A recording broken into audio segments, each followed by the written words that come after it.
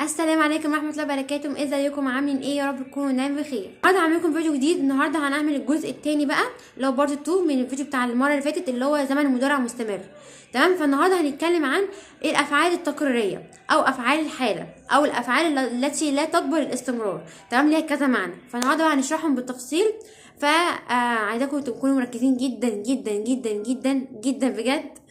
انا المره دي هقول الطريقه، يعني انا هقول الطريقه اللي موجوده في الكتاب اللي هي الجدول اللي هي بالحفظ والكلام ده. الطريقه التانية طريقه موفره جدا للحفظ، يعني ممكن لو محدش عارف يحفظ الافعال دي ومش عارف يحفظ الدرس ده، لو هو فهم الطريقه دي، يعني هي طريقه فهم، طريقه يعني هي طريقه بالعقل الصراحه، مش طريقه ما فيهاش حفظ خالص. الطريقه التانية اللي انا هقولها اللي هي هقولها في الاخر بقى عشان تكملوا الفيديو للاخر. فانا هقول الطريقه دي وهقول الطريقه دي وانتوا اختاروا اللي انتوا عايزينه.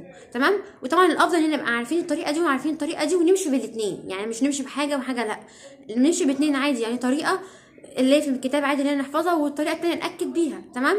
طيب ما تنسوش بقى تعملوا لايك للفيديو وسبسكرايب للقناه وتفعلوا زر الجرس علشان اي فيديو جديد انزله يوصلكم اشعار على طول. ويلا عشان نبدا الفيديو بتاع النهارده. مش هكتب الافعال كلها لان الافعال كتير ومش مش هخلص اصلا لو هكتبهم كلهم. فانا هكتب اهم الافعال او الافعال اللي هنا مثلا ممكن يكون اول مره نشوفها. انا يعني الافعال عشان بس تبقوا فاهمين انا هعمل ايه عشان تبقوا مركزين. الافعال اللي هي الستيتيف فيربس دي اللي هي افعال الحاله ليها كذا حاجه. يعني مثلا ممكن تكون افعال الادراج، افعال مثلا افعال مثلا العطاء مثلا، يعني كذا نوع. تمام. فانا هعمل كل نوع بلون. تمام. هو انا اساسا بكتب يعني الكتابه بكتبها باللون حسب اللي انا لابساه. يعني انا بعمل كده في باقي الفيديوهات، يعني اي فيديو هتلاقوا مثلا لون الكلمه اللي انا كاتباها حسب انا لابسه ايه. تمام. او اقرب لون ليه يعني. تمام. فلو بتلاحظوا ماشي. فالفيديو بتاع مراد بقى لا، انا هخلي في كده، انا هخلي في القاعده دي يعني اللي انا عاملاها. انا هخلي كل عنوان بلونه بكلماته بامثالاته، يعني بمثالات، يعني بالامثله بتاعته يعني كلها بلون. تمام. فانتوا ركزوا ما تضيعوش مجهودي ده. فانتوا ركزوا، ما بقاش انا قاعده بتعب في المونتاج وعماله الون وانتوا في الاخر ما مش مركزين في الالوانات دي. لا، ركزوا ان انا عامله كل حاجه بلونها، ما تحفظوا كل حاجه بلونها عشان ده يثبت الحفظ اكتر. تمام. اتنشن بليز، انتباه من فضلكم. يلا عشان نبدا بقى الفيديو عشان انا حاسه ان انا رغيت كتير. طيب اول حاجه الافعال التقريريه. يعني ايه افعال تقريريه؟ طيب بص، هو في المبدئيا خالص، في الاول خالص في الانجليزي في الافعال ليها نوعين. يعني افعال في الانجليزي مفيش تالت، هو نوعين بس. نوعين في افعال اسمها stative verbs، افعال حاله او الافعال الثابته، افعال ما فيهاش حركه. افعال النوع التاني من الافعال افعال اسمها dynamic verbs او action. مثلا مش action اللي هو الضرب والكلام ده، لا action اللي هو عادي يعني فعل حركه، حتى لو كان حركه بسيطه مثلا زي يذاكر يلعب، مثلا زي يذاكر يلعب، يعني حاجه هاديه مش اللي هو الضرب. تمام. معنى كلمه اكشن لما اجي اقولها في الفيديو ده مش معناه ان هو الضرب والكلام ده، لا ده فيرب معناه بس حركه، بيتحرك ايا كان هو بيعمل ايه. تمام. ففي الانجليزي عندنا نوعين، قلنا ستيتيف فيربس افعال ثابته، وقلنا دايناميك فيربس افعال متحركه او افعال حركيه او افعال فيها حركه. تمام. والافعال اللي فيها حركه دي هي اساسا اصل الافعال، يعني هو اصل يعني هو الفعل اصله ان هو يكون بيتحرك. ما انا هعمل فعل فلازم اكون بتحرك، صح؟ فاصل الافعال انها لازم تكون حركه، يعني انها تكون دايناميك فيربس، يعني ده اصل الافعال. دايناميك فيربس دي اصل الافعال. بس في نوع تاني عادي في اسمه نوع ستيتيف فيربس. طيب احنا ندرس الحاجات دي ليه؟ وايه الافعال التقريريه وايه اللي جابها في زمن المضارع المستمر وايه ده كله؟ طيب بصوا، هنا المره اللي فاتت خدنا زمن المضارع المستمر، وقاعده مضارع مستمر مش بتنطبق على كل الافعال. يعني مش اي فعل احط له اي ان جي، لازم يكون في شروط، او في افعال ما بتنطبقش على شروط الزمن المضارع المستمر ان هي اصلا يعني يتحط لها اي ان جي. يعني في افعال ما ينفعش اخليها تيجي في الاستمرار، في افعال شاذه ما ينفعش تيجي في الاستمرار اسمها افعال تقريريه او افعال الحاله او الافعال الثابته او الافعال الساكنه. في افعال يعني الافعال دي عامه اللي احنا هندرسها النهارده فهي ليها معاني معينه بتيجي في كستيتيف فيربس، يعني معاني معينه ما ينفعش تيجي مع الاي ان جي، وممكن تيجي بمعنى تاني، ممكن بعضهم مش كل الافعال. في بعض الافعال اللي انا هقولها النهارده ليها معنيين، يعني معنى ينفع انها تكون ثابته، معنى انها تكون ستيتيف فيربس، والمعنى التاني ممكن تكون اكشن عادي، يعني ممكن يتقبل ليها ان يتحط لها اي ان جي. فهمتوني؟ تمام. فواحده واحده خالص، ان في الافعال عندنا نوعين، دايناميك فيربس وستاتيف فيربس. دايناميك فيربس حتى جايه من، يعني حتى في كلمه اسمها ديناميكا. تمام. اللي احنا بناخدها في الرياضه دلوقتي اللي هي دراسه الاجسام المتحركه. فالديناميكا دي حركه، اما stative verbs تقريبا يعني استاتيكا جايه منها، مش عارفه بخمن، بس تقريبا يعني استاتيكا جايه منها، واستاتيكا دي دراسه الاجسام الساكنه. عامه يعني انا هنركز، سيبكم من الديناميكا دلوقتي والديناميك فيربس، سيبكم من ده كله، ان هنركز دلوقتي على الافعال اللي هي اسمها stative verbs، اللي هي الافعال الساكنه او الافعال الحاله او الافعال التكراريه. الافعال التكراريه دي هي افعال لا تقبل الاستمرار، لا تاتي في الازمنه المستمره السته. ايه هم الازمنه المستمره السته دول؟ هم طبعا مش كلهم علينا، بس تقريبا كلهم خدناهم ما عدا الزمن الاخير. بصوا: مضارع مستمر، ماضي مستمر، ماضي تام مستمر، مضارع تام مستمر، مستقبل مستمر، مستقبل تام مستمر. تمام، دول الست افعال المستمرين. بس احنا ما خدناش مستقبل التام مستمر، يعني خدنا الخمسه الاولانيين دول، السادس ما خدناهوش وتقريبا مش هناخده خالص. هو مستر قال كده، يعني هو قال في ثالثه حتى مش هيكون علينا. عامه يعني هما يعني ازمنه مستمره، هما 6 ازمنه في الانجليزي، مفيش يعني ما فيش تاني. تمام، المهم ان هي الافعال اللي هي الحاله او الافعال التكراريه عمرها ابدا ما تيجي في الازمنه المستمره، او عمرها ما بيضاف ليها اي ان جي الا لو تغير معناها لمعنى يقبل الاستمرار. طيب افعال التكراريه اللي هي stative verbs دول انا مقسماهم 10. تمام، هم متقسمين 10. طيب انا هقول كل واحده طبعا بلون، يعني كل واحده بعنوان، يعني كل واحده عنوان، بعد كده الكلمات بتاعتها انا مش هكتبهم كلهم، انا هكتب اهم الكلمات، او ممكن ابقى اصور الكلمات اللي في الكتاب واحطها. تمام، عامه يعني هنتكلم عن الملاحظات اللي في الكلمات دي. يعني في كلمات معروفه عادي ما بتجيش في الاستمرار، بس في كلمات ليها معنى تاني يمكن ينفع انها تيجي في الاستمرار، فده اللي هنتكلم عنه النهارده. تمام، وهنفرق ازاي انا اعرف الكلمه دي. يعني انا الكلمه مثلا عندي معنيين ليها، معنى يجي في الاستمرار ومعنى ما يجيش، فانا هنشوف الكلمات دي تمام اللي ليها اكتر من معنى. تمام، اما باقي سهل صح، باقي عايز حفظ بس. تمام، وهقول لكم برده، خليكم فاكرين ان انا هقول لكم في اخر الفيديو طريقه بدل الحفظ ده كله، لو انا ركزت عليها او فهمتها همشي واحل اي فعل، حتى لو فعل بره الافعال التكراريه. يعني هو ممكن في امتحان يجيب لي فعل بره الافعال دي كلها خالص، يعني بره الافعال اللي موجوده في الجدول، وقتها بقى انا هبقى اكون حافظه الجدول، بس لا انا لازم اكون فاهمه القاعده هي ماشيه ازاي عشان اعرف احل اي فيرب يجي لي بره. تمام، فركزوا بقى. قلنا الستيتيف فيربس دول 10. اول قسم اللي هي افعال الادراك، بعد كده تاني قسم افعال الحواس، انا هقولهم كلهم بعد كده امسك واحد واحد. التالتة مشاعر مش شعور. تمام، تفرق. شعور اللي هي فيل، لا وفيل بتيجي في الاستمرار على فكره، يعني ممكن اقول I am feeling ill، انا مثلا بشعر بالتعب او بمرض، لكن مشاعر دي هنقولها طيب هنروح لما يجي وقتها هنقول. تمام، بس خليكم فاكرين التالتة دي مشاعر مش شعور. الرابعة الافعال اللي بتيجي بمعنى يبدو. الخمسة الافعال اللي بتيجي بمعنى يكون. الستة الافعال اللي بتيجي بمعنى يصبح. السبعة الافعال اللي بتيجي بمعنى يظل. الثامنة الافعال اللي بتيجي بمعنى وصف الحال. ورقم 9 الافعال اللي بتيجي بمعنى يمتلك.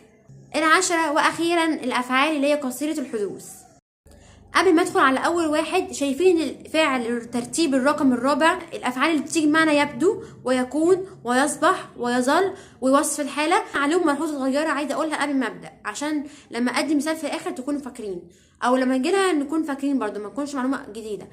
ان الافعال دي احفظوها كده، انا هقول 3 جمل بالظبط، انتوا احفظوها كده اغنيه، انتوا اعملوها اغنيه مع نفسكم بقى، ماشي؟ انا هقولها على طول، يعني عشان تبقوا فاهمين اي فعل بمعنى يبدو او يكون او يصبح او يظل او وصف الحاله. طيب الافعال دي لا تبنى للمجهول، لا تتبع بالاحوال، لا تقبل الاستمرار. تاني، لا تبنى للمجهول، لا تتبع بالاحوال، لا تقبل الاستمرار. لا تبنى للمجهول ما ينفعش ابدا ابدا ابدا تتبني للمجهول، دي سهله. طيب لا تتبع بالاحوال يعني ما ينفعش يجي بعديها حال، يعني هي دايما هنا عارفين ان الافعال لما احب اوصف الفعل بحط له حال بعديها، والصفات بتوصف الاسماء صح، بس لا دي شواذ. الافعال بجد اللي بتيجي بمعنى يبدو يكون ويصبح ويظل وصف الحال كده كده هنروح لهم، يعني الافعال دي ما ينفعش ابدا ابدا ابدا يجي بعديها صفه، لازم حال. وعلى فكره في مثال كان موجود في كتاب المعاصر، موجود يعني مثال على النقطه دي. تمام، وانا هقوله برده كده كده، بس هقوله في الاخر عشان اشوفكم مركزين ولا مش مركزين. لا تقبل الاستمرار، طب انا لسه بنقول اهو، ما انا لسه بنقول ان دول نوع من الانواع الافعال اللي هي التقريريه، اللي هي افعال الستيتيف فيربس، ما هي نوع منهم. تمام، فهم كل اللي بقوله النهارده ده لا يقبل الاستمرار طبعا، والا طبعا لو جه بمعاني تانية لسه هنقولها برضو، بس هي اساسا لا تقبل الاستمرار. يعني ما ينفعش مثلا اقول I am مثلا looking I am مثلا looking beautiful مثلا، انا ابدو مثلا جميله. I am looking ما ينفع اقول I am looking for، يعني انا مثلا ببحث عن، فانا بدور على وقت، فانا فعلا بدور على حاجه فباخد فيها وقت. المهم هنجي لها بس عشان ما اقطعش الكلام، فوقتها هنحكي لها. طيب اول نوع من الانواع الافعال التقريريه اللي هي الافعال اللي هي stative verbs هي افعال الادراك. تمام، زي مثلا know او understand او believe يعتقد او يؤمن او think او hope او wish. خلي بالكم ان فعل know بمعنى يعرف او يعلم عمره ابدا ابدا ابدا ابدا ابدا ما يجي في الاستمرار في الانجليزي عامه. يعني شوفوا كده، عمركم بجد ما هتلاقوا كلمه know دي بتيجي في الاستمرار. مثلا هديكوا جمله، لو انا قلت I have known ولا being knowing منى for 7 years now، يعني انا عايزه اقول طبعا هي الجمله دي، يعني الجمله اللي هي الاولانيه نون دي كده تبقى مضارع تام، لان هاف والتصريف الثالث او هاز والتصريف الثالث ده تكوين المضارع التام. الجمله اللي تحتيها ده مضارع تام بس مستمر، فانا هقول انا بعرف او انا عارفه منى من 7 سنين. الفعل نفسه نون ما ينفعش يستمر، ما ينفعش اقول I am being knowing، ما فيش حاجه اسمها knowing اصلا. تمام، فالاجابه الثانيه تحت غلط والاجابه الاولى هي اللي صح. تمام، فانا لما الاقي، بصوا هو مش لازم يكون مضارع مستمر، ممكن يجيب لي مضارع تام مستمر، ممكن يجيب لي ماضي تام مستمر. المهم ان انا ما اختارش مستمر من اي حاجه. لو جايب لي مثلا مضارع تام مستمر، لا انا اختار مضارع تام. لو جايب لي ماضي تام مستمر اختار ماضي تام. لو جايب لي ماضي مستمر اختار ماضي بسيط. تمام، فانا اختار دايما الابسط من الحاجه، فاهماني؟ جمله كمان من فعل think. تمام، لو انا قلت انا هكتب جمله وهكتب جمله وانا قايله الاجابه، بس انتوا تقولوا لي بقى دي صح ولا غلط، يعني هتقولوا لي صح ولا غلط ولا صح غلط ولا غلط صح. تمام، بس ما يكونش دعوه باللون. I am thinking that علي is clever، ولا I am، مش ولا، هي دي كمان مثال ماشي، ولا I am thinking of something can you guess what it is. الجمله الاولى معناها يعني ان انا بعتقد ان علي شاطر. طب هو ليه هنا مستمر؟ تمام، طبعا الاولى غلط والثانيه هي اللي صح.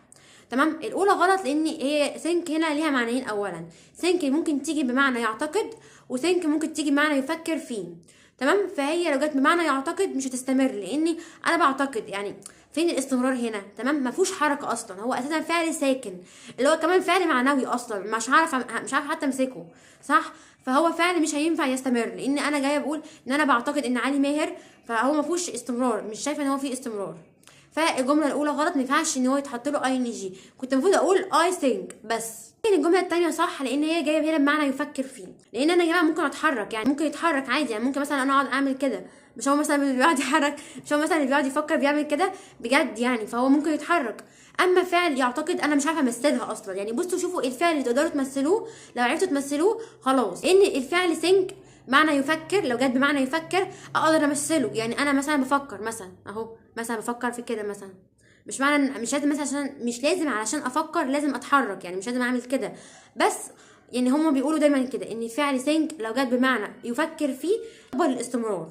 اما فعل think لو جه بمعنى يعتقد فهو لا يقبل الاستمرار. بس كده ده كان اول نوع معانا او اول عنوان معانا اللي هي افعال الادراك.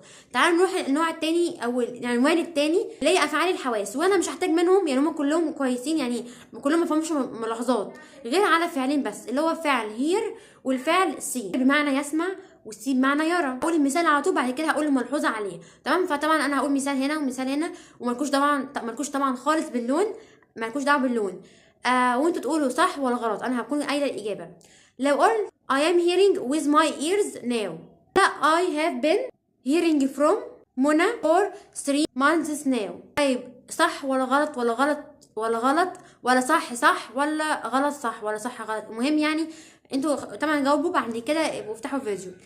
الجمله الاولى غلط والجمله الثانيه صح. ليه؟ لان الجمله الاولى جايه هنا بمعنى يسمع. انا بقول ايه؟ انا بسمع بوداني دلوقتي، يعني ايه؟ يعني او مثلا يعني هو ما كانش بيسمع قبل كده، يعني ما معناها كده. مع الجمله دي يعني هي ليها حالتين، هما حالتين بس، يا اما الشخص ده ما كانش بيسمع اساسا وبقى الحمد لله بقى دلوقتي بقى بيسمع بودانه، او الشخص ده مثلا كان بيسمع مثلا بمراخيره او بعينه في اي حاجه وبقى بيسمع دلوقتي بودانه. فطبعا جمله غلط طبعا خالص، ما ينفعش يستمر. هنا جايه هير جايه بمعنى يسمع وما ينفعش يجي في الاستمرار، لا يقبل الاستمرار. اما الجمله الثانيه هنا جايه بمعنى يتلقي اخبار من، يتلقي اخبار، فانا عمال اسمع الاخبار، فهنا مستمر اهو وبياخد وقت كمان، عشان يستمر لازم يكون بياخد وقت. فالملحوظه على كلمه هير على فيرب هير، لو هير جه بمعنى يسمع يبقى ده فعل ستيتيف فيرب. تمام، ده فعل حالة او فعل تقريري او فعل ساكن لا يقبل الاستمرار. اما لو هير جه بمعنى يتلقي اخبار من، طبعا غالبا بيجي معاه هير فروم، يعني لو جه هير فروم يبقى يتلقي اخبار من، تمام، وده طبعا يقبل الاستمرار، وده فعل اكشن اللي هو فعل حركه يعني. طيب الفعل التاني معانا اللي هو فيرب سي، برضه مثالين عليهم بعد كده نقول الملحوظه.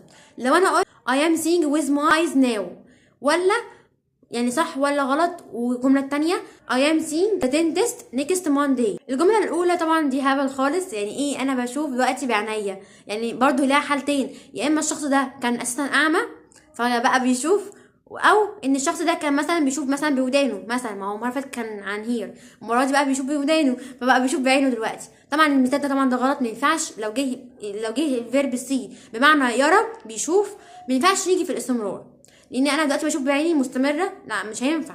فهنا نقدر نشيلها ونحط اي سي عادي، او ممكن اقول اي كان سي، يعني انا بستطيع او انا بقدر اني اشوف بعيني، تمام دلوقتي يعني.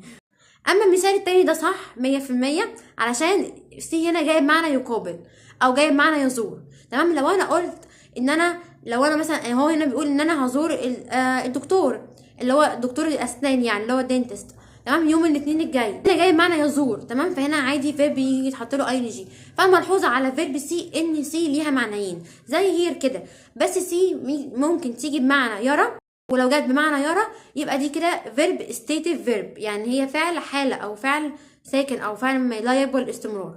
اما لو جه بمعنى يقابل او يزور ده لا، ده فيرب اكشن، فيرب فيه حركه فيقبل الاستمرار. عنوان معانا وهي الافعال المشاعر اللي هي زي الحب والكره والكلام ده. طيب انا ما قلتش ليه الشعور، لان الشعور اللي هي فيل اللي هو معناه ان هو بشعر انا، الفيل ده لا ده يقبل الاستمرار. يعني لو جه عندنا في جمله فيها فيرب فيل، فيها كلمه فيل هنحط له اي ان جي عادي، تمام، يعني يقبل الاستمرار عادي جدا. الافعال بقى انا لسه هتكلم عليها ليه افعال المشاعر، زي مثلا لاف لايك بريفير هيت ديسلايك، الكلام ده كله افعال المشاعر لا تقبل الاستمرار. اما افعال الشعور تقبل الاستمرار زي فيل والكلام ده. هي ما فيهاش ملحوظه، فننتقل للنقطه الرابعه اللي هي افعال اللي بتيجي بمعنى يبدو، زي لوك وسيم وساوند، وفي كلمه كمان اسمها ريسيمبل او ريسيمبل، ابير وفيل. هنا فيل بقى مش جاي بمعنى يشعر، هي جايه هنا بمعنى يبدو ملمسه، فهي جايه بفيرب بمعنى يبدو. سميل جايه برضو هنا بمعنى تبدو رائحه، وابير جايه بمعنى هنا يبدو مظهره، لوك يبدو شكله، تيست والكلام ده. ملحوظه بقى هنا مهمه جدا جدا جدا جدا، ان كل الافعال اللي انا لسه قايلها دي لو خرجت عن معنى يبدو دي كده تبقى فيرب اكشن يقبل الاستمرار، يعني ينفع احط له عادي اي ان جي. لكن لو جايه بمعنى يبدو لا، يبقى هي كده فيرب حاله ما ينفعش ولا تقبل الاي ان جي. اي فعل فيهم جاي بمعنى يبدو يبقى ما ينفعش احط له اي ان جي. لكن لو خرج عن اي معنى بس معنى تاني غير معنى يبدو لا عادي ينفع يحط له اي ان جي، تمام. لو قلت I am feeling ill انا عايزه احط له اي ان جي لان هي جايه هنا بمعنى يشعر مش معنى يبدو.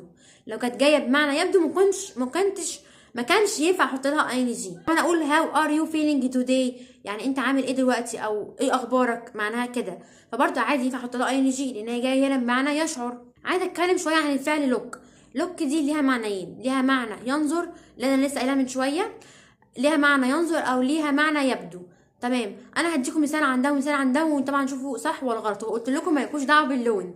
مثلا he is looking happy، he is looking at me happily. الاول ده غلط لان انا بقول ان هو يبدو سعيد، وهنا يبدو قلنا ما ينفعش يجي في الاستمرار، فهنشطب على اي ان جي ونقول he looks، تمام، مش ليه صابونه لا لوكس نحط اس عادي، تمام، عشان هي مفرد فنحط له اس. الثانيه دي تنفع عادي على فكره اي ان جي، فالجمله الثانيه دي صح علشان هنا جايب معنى ينظر، هو بينظر الي بسعاده، فهمتوا؟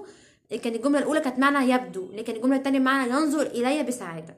لوك ات معناها ينظر الى، لوك فور معناها يبحث عن، فكده كده لو سواء كانت معنى ده او معنى ده كده كده بعيد عن معنى يبدو، فكده كده هيتحط لها عادي اي ان جي ايا كان معناها ايه.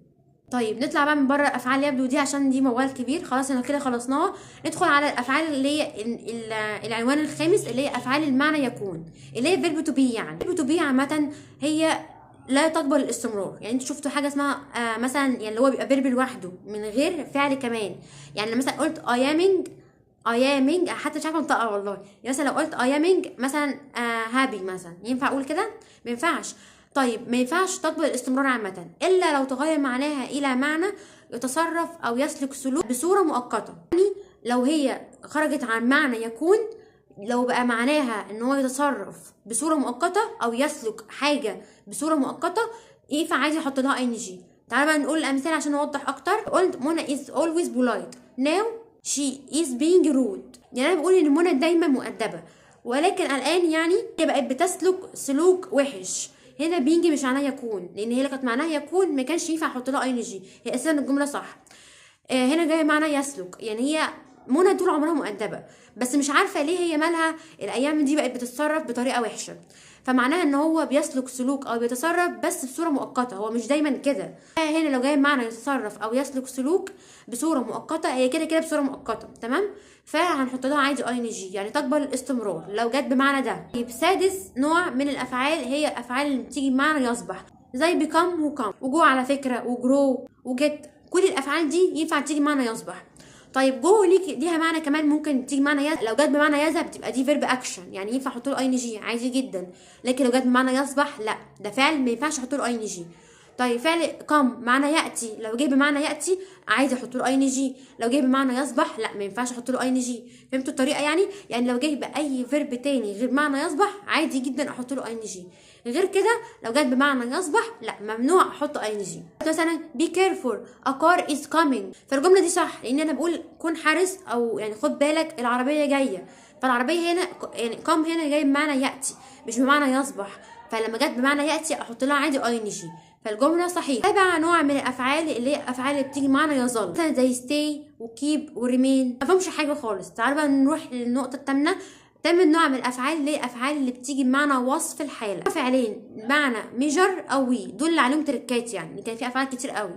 المهم فعل ميجر ده بمعنى ليه ينفع يجي بمعنيين، ينفع يجي بمعنى يقوم بالقياس، او يجي بمعنى يبلغ مقاسه. يعني لو جه بمعنى يقوم بالقياس، فانا مثلا هقوم بقياس، مثلا هقيس مثلا الاوضه دي، فانا بتحرك فمستمره، فعايزه احط له اي ان جي، فده فيرب اكشن. اما لو جه بمعنى يبلغ مقاسه، لو انا مثلا قاعده كده بقول مثلا الحوضه دي مثلا مقاسها كذا كذا، فدي كده بين الحركه، هنا مفيش حركه، انا بتكلم عادي بقول ان الاوضه دي مثلا طولها كذا، ماشي. فانا عادي بتكلم، يعني مفيهوش حركه، مفيهوش قيام بالفعل والكلام ده هنا معناه يبلغ مقاسه، يعني مثلا الحيطه دي تبلغ مقاسها كذا كذا او طولها يعني، ماشي. فلو جت بمعنى كده، لو جت بمعنى يبلغ مقاسه، يبقى ده فيرب ستيتيف فيرب، يعني ساكن او فعل حاله لا يقبل استمرار. مثلا this board is measuring 2 meters، تمام، ده العباره غلط، لان انا بقول هنا ان السبوره دي مقاسها او تبلغ مقاسها 2 متر. طب ماشي، انا ليه حلطها هنا في استمرار؟ يعني ماشي الجمله صح، بس ليه انا احطها في استمرار؟ ما ينفعش احطها في استمرار لان ما فيهوش حركه، يعني فين الحركه هنا؟ ما فيهوش حركه، ده فعل ساكن. المفروض اقول ميجرز، يعني اشيل از واشيل اي ان جي واحط اس، علشان ذا بورد نعوض عنها بضمير ات فاحط اس عادي. I am measuring the board now، معناه ان انا بقيس، انا اللي بقيس السبوره دلوقتي، فانا بقيس، فانا بتحرك وباخد وقت وبقيس، ففي فعل في حركه، انا بتحرك وانا هقيسها وانا قاعده؟ لا، ما انا هقيسها واقوم، يعني هقوم وهقيسها، فده فعل فيه حركه، فعادي جدا ان انا احط له اي ان جي. فالجمله الاولى غلط والجمله الثانيه هي اللي صح. الفعل وي برضو نفس الكلام على فكره، هو نطق وي، يعني هو بتنطق بنقولها وي مش فودافون. ليها معنيين برضو، معنى يقوم بالوزن او يبلغ وزنه. بجد معنى يقوم بالوزن فهو فاعل هيقوم بالفعل، فاكيد هيتحرك، فدي فيرب اكشن فيتحط له اي ان جي.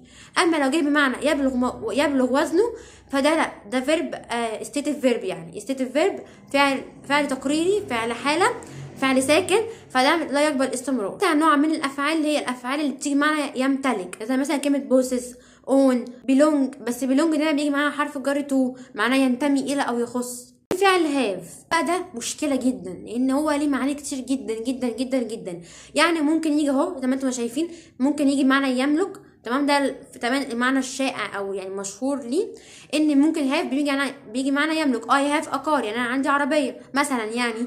وممكن تيجي معنى يتناول، لو جت بمعنى يتناول فهنا لا، هنا عادي احط له اي ان جي. انا بتكلم عن الافعال اللي بتيجي معنى يمتلك، غير كده عادي اي معنى تاني عادي يحط له اي ان جي. تيجي معنى يطلب بتساوي كلمه اوردر، ممكن تيجي معنى يكلف، معنى يتشاجر، تيجي معنى يتوسل، ليها معاني كتير.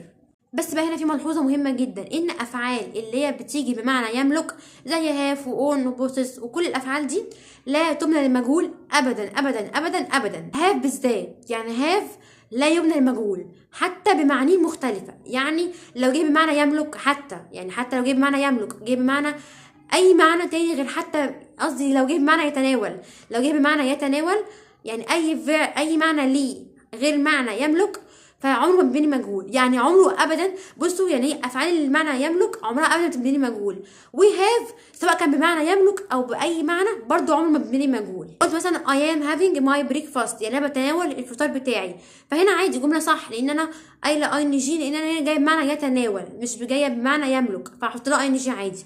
لو انا بقى عايزه احولها لمبني مجهول، لو انا عايزه اقول البريك فاست بيتناول، هقول the breakfast is being eaten، مش هقول is being had. لا مش هجيب خالص هاف، عمرها ابدا ابدا ما بتيجي بمبني مجهول. تمام، عمرها ابدا ما بتيجي تصريف ثالث في مبني مجهول. هعمل ايه؟ انا هشيل فيرب هاف خالص من الجمله وهجيب فيرب بمعنى ليها، يعني بمعنى يساويها. يعني مثلا هاف بمعنى يتناول، بيساوي معنى ايه كمان؟ بيساوي الفيرب ايت بمعنى برضو ياكل او يتناول. فانا اقوم انا احط ان اشيله واحط بداله. فاهمين؟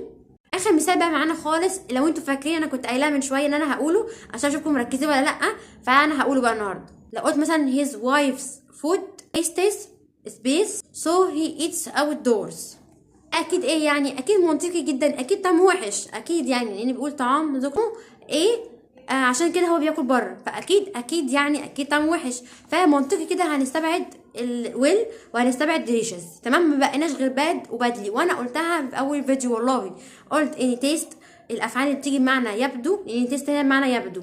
تمام، الافعال اللي بتيجي بمعنى يبدو او يكون او يصبح او يظل او وصف الحاله، دي افعال لا تبنى للمجهول، لا تتبع بالاحوال، لا تقبل الاستمرار. انا هنا وانا مغمضه عيني كده على طول استبعد كلمه بادلي، لان انا قلت لا تتبع بالاحوال، يعني انا اختار اي حاجه ما عدا الحال اللي هو ايه، يعني اللي هو الصفه، ما هو صفه وحال، فانا اختار باد، فتبقى الاجابه باد. تمام، المثال ده فكره موجود في كتاب الامتحان صفحه 28. تمام، سؤال رقم 11 قلت لكم اهو. تمام، المفروض كده خلاص الفيديو بتاعنا خلص، بس انا هقول لكم على الطريقه التانية باختصار بسرعه كده، هقولهم بسرعه وهتلخص كل اللي انا عماله احكي فيه ده بجد. يعني هي مختصره جدا، هي ان يا جماعه بدل ما انا احفظ الافعال دي كلها، بس طبعا لازم اعد، يعني حتى مش لو انا ما اعرفش عنهم حاجه، لازم ابقى قارياهم برضو. تمام، لازم ابقى واخده فكره عنهم. بس لو في ناس مش بتعرف تحفظ او بتنسى زي حالاتي، فهي عايز تكون فاهمه، عشان بحيث انها يعني هي فاهمه هتفتكر القاعده على طول بالفهم. تمام، وده الافضل طبعا ان انا اكون فاهمه، مبقاش حافظه كده على طول. فهقول لكم ايه القاعده، هي ماشيه عليها ايه، هي ماشيه على القاعده ازاي، يعني ايه قاعده الافعال المستمره دي ماشيه على ايه بالظبط. بصوا، اي فعل عشان احط له اي ان جي لازم يتوفر فيه شرطين. لو الشرط واحد اتحقق والتاني لا، برضو لا، مش هحط اي ان جي. لازم مش شرطين، غير كده مش هينفع. سواء كان شرط ده او الشرط ده هو شرط والتاني لا، مش هينفع. لازم الشرطين. ايه هما الشرطين؟ الشرط الاول ان لازم يكون بيتحرك. طب ايه الجديد؟ ما هو لازم فعلا يكون يتحرك. يعني مثلا بلاي، ما هو بيلعب. طيب بيستدي، بيذاكر، بيلعب، بيتحرك برضو، بيكتب برضو، بيقرا، بيحرك بقه يعني. ماشي. ايه تاني؟ اي فعل مثلا سي لو جت بمعنى يقابل او يزور، فانا بتحرك عشان اقابل او ازور. لكن انا شفت، لكن مثلا جيت هنا بمعنى يشاهد او يرى، فانا شفت، فين الحركه هنا؟ يعني انا مش هقعد اطول كده كتير، لا انا شفت خلاص مره واحده. فاهمين؟ فما فيهاش حركه، ما فيهاش استمرار. لكن امتى تيجي بمعنى، امتى في فعل شبهه ممكن يجي في الاستمرار؟ عارفين ايه هو؟ لو جه مثلا فيرب واتش، الفيرب واتش معنى يشاهد، الفيرب ده ده يجي في الاستمرار عادي جدا. لكن لو سي بمعنى يرى، لا ما يجيش في الاستمرار. تمام. طيب فعل ايه تاني؟ مثلا اوبن يفتح، بس لا ما يجيش في الاستمرار لان هو مدته قصيره. ان قلنا في اخر حاجه الافعال اللي مدتها قصيره لا تاتي في الاستمرار. فكده اول شرط معانا ان لازم يكون بيتحرك، ده اساسي، غير كده مش هينفع يكون معانا. طب هنا لو طبقنا القاعده دي على الافعال اللي خدناها، يعني اقعدوا بقى فكروا ودوروا كده. مثلا فعل مثلا زي فعل مثلا لايك، فين هنا؟ ما فيهوش تحس ان هو معنوي اصلا مش بيتمسك، يعني ما فيهوش حركه. فين الحركه دي؟ انا عماله احب، او انا عماله افضل، او انا عماله اعرف. مثلا فيرب نو، انا عماله اعرف، ما ينفعش اقول نوينج. تمام، في افعال ما ينفعش اصلا تتحرك. طيب تاني شرط ان الفعل ده لازم يكون بياخد وقت. ما هو بيتحرك، فهو يعني في حركه، يعني في سرعه. طب في سرعه، هل في سرعه من غير زمن؟ لا، لازم يكون في زمن، حتى لو يعني ان شاء الله لو ثانيه، بس لازم يكون في زمن. طيب زي ايه مثلا؟ اي فعل بقى بيتحرك، زي مثلا انا بتمشى، بمشي، باكل، اي كل الافعال دي انا بتحرك وفي نفس الوقت برضو باخد فتره زمنيه، باخد وقت. طالما اتحقق الشرطين يبقى كده تمام، يبقى كده الفعل بقى هتحط له عادي اي ان جي. طيب مثلا لو انا قلت فعل مثلا اوبن، يفتح، انا بتحرك، بفتح الباب، بس هل هو خد وقت؟ انا بفتح، يعني انتوا شوفوا كده، احسبوا الساعه كده، هو بياخد وقت قبل ما افتح الباب؟ يعني تقريبا لحظه. تمام، فده ما ينفعش احط له اي ان جي. اوبن وكلوز، يفتح ويغلق، ما ينفعش احط لهم اي ان جي، لا تقبل الاستمرار. فمن الاخر اي فعل يجي لي، سواء كان فعل تقريري موجود عندي في الجدول خالص، ما هو معرض ممكن يجيب لي افعال بره، مش لازم يجيب لي افعال اللي انا حافظاها. تمام، فما بتستغربش او اتخض، لازم يكون فاهمه القاعده هي ماشيه ازاي. تمام، فالقاعده ان اي فعل احط له اي ان جي لازم يكون في شرطين، انه يكون بيتحرك ويكون بياخد وقت، غير كده مش هينفع حتى لو تحقق واحد والتاني لا. تمام، بس ده كده الفيديو بتاع النهارده، يا رب الفيديو يكون عجبكم، يا رب بجد الفيديو يكون عجبكم. اسفه على التطويل، بس انا بجد قلت كل حاجه، كل حاجه اعرفها عن الدرس ده. تمام، ماشي، سلام.